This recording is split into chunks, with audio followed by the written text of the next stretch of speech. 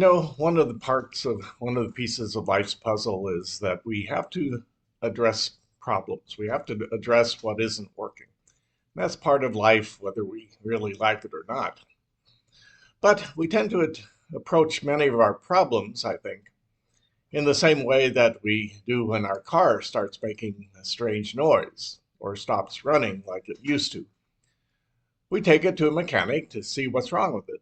And the mechanic will look for a part that is broken or malfunctioning, fix or replace it, and the problem will be solved.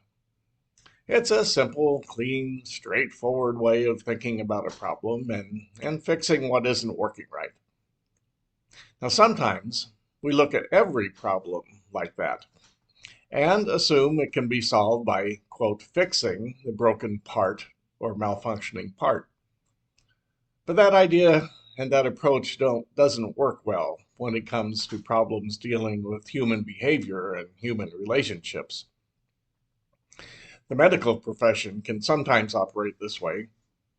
A doctor may open the artery that's blocked or heal the ulcer and declare the patient, quote, fixed or healed. But the blocked artery or ulcer may be only one symptom of the larger problem, which may include unhealthy diet, lack of exercise, high levels of stress in the job or in the marriage, alcohol consumption, depression, anxiety, etc., etc.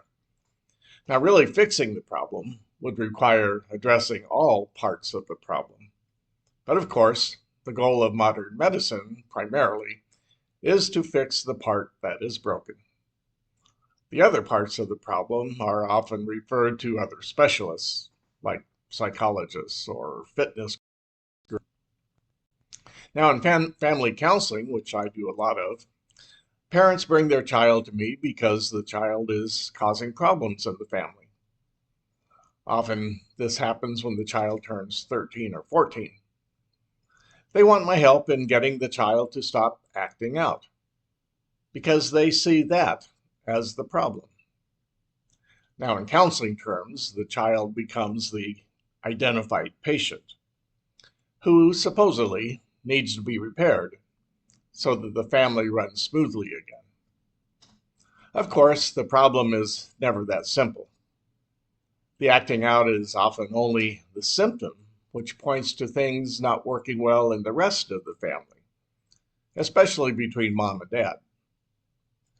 The acting out behavior often serves the purpose of uniting the parents in a common cause, which is helping their child, while at the same time enabling them to avoid or ignore other potentially marriage-threatening relationship problems. Now, we have many problems we find almost impossible to solve, whether as individuals or families or societies or the human race even. A big reason is because we try to solve them by trying to fix the part that is broken, we think, without considering the bigger picture. We single out the identified patient and blame that person or that organization for the problem. And we miss all the other things contributing to the problem. Now, believing problems can be attributed to a single cause like this is referred to as reductionistic thinking.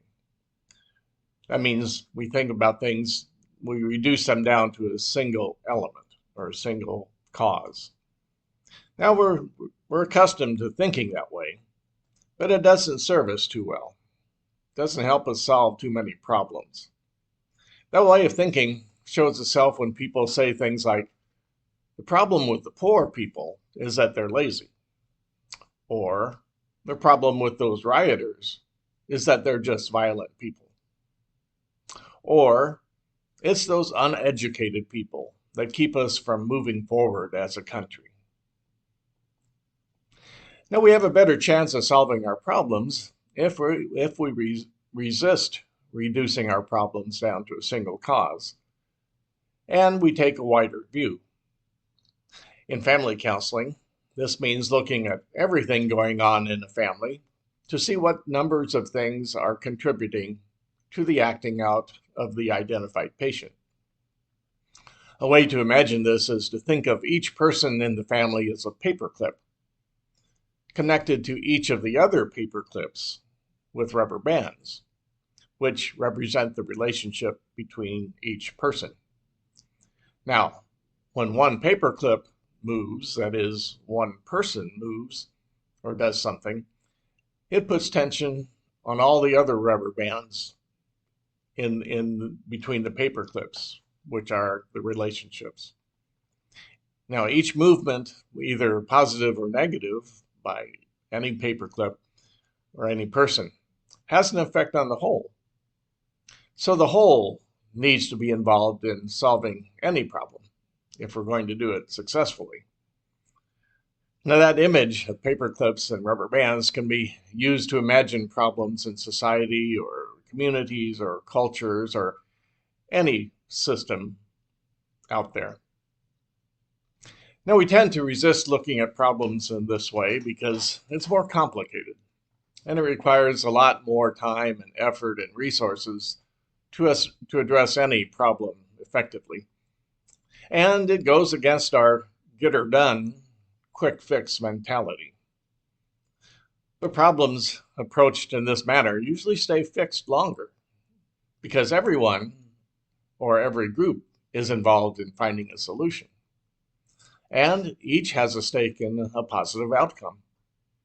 It brings to bear all the skills and resources and abilities of everyone involved, which makes a lasting solution more likely. Now, the old saying still holds, 2 heads are better than 1.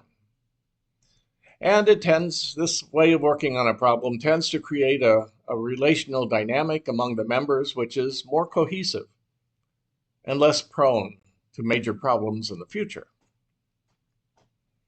Now, it would be nice if all of our problems could be solved by simply fixing one piece of the system that's malfunctioning. Unfortunately, life is rarely that easy. But if we take a broader approach in understanding and addressing any of our problems and applying the necessary time and effort, we have a much better chance of solving any problem.